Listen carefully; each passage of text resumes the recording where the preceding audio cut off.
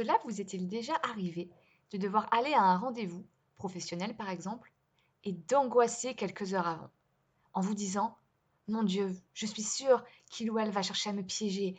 En plus, la secrétaire n'était pas aimable. Ah, je vais passer un sale quart d'heure.»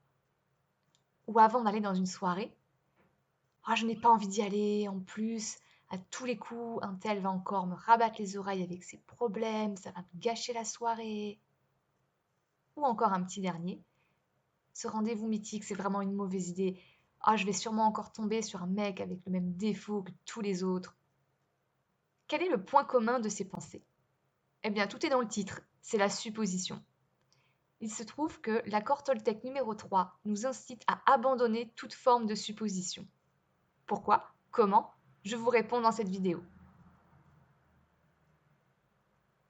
À partir des exemples que j'ai donnés, je voudrais que vous repensiez à vos propres expériences de ce type.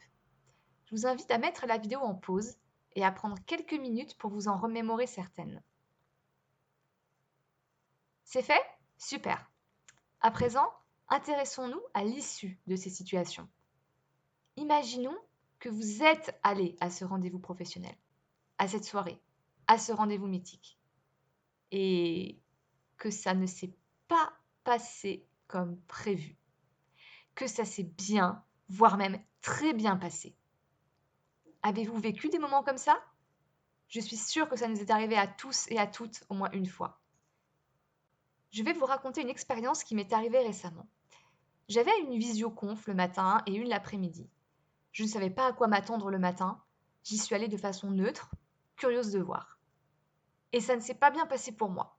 Je n'ai pas apprécié la façon de faire de l'intervenant. Et devinez quoi?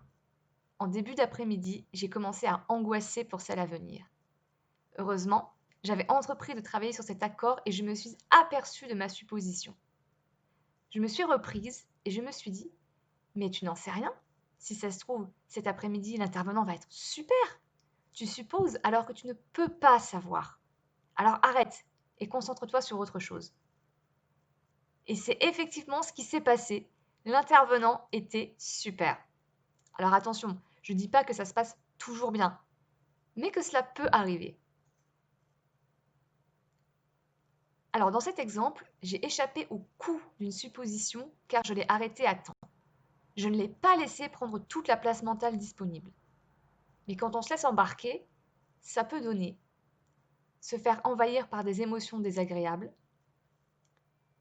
loupe sur la situation prévue et empirer la vision des choses, voire changer d'avis et ne pas y aller, passer à côté peut-être d'une belle rencontre, d'une réponse, d'une occasion.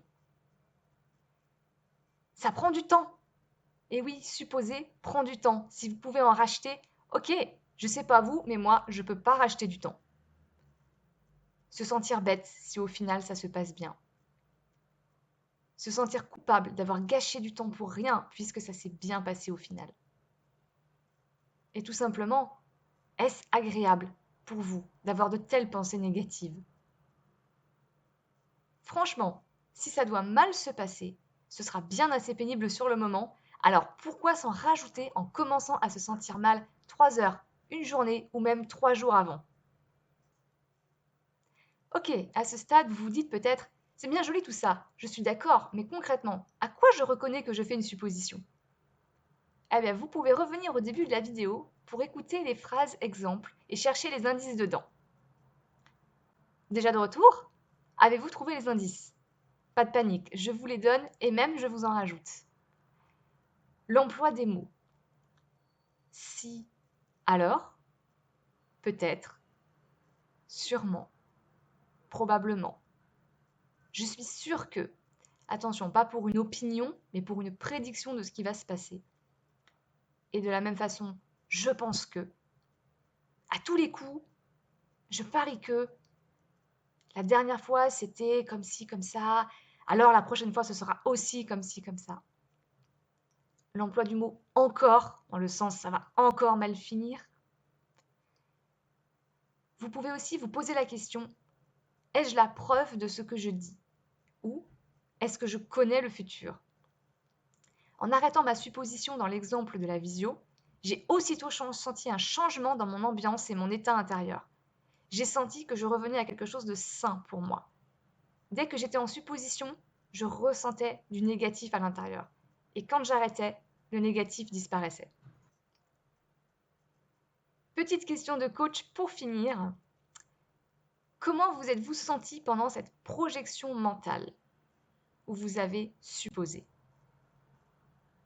Comment vous êtes-vous senti après l'issue positive, s'il y a eu issue positive? Et qu'en pensez-vous?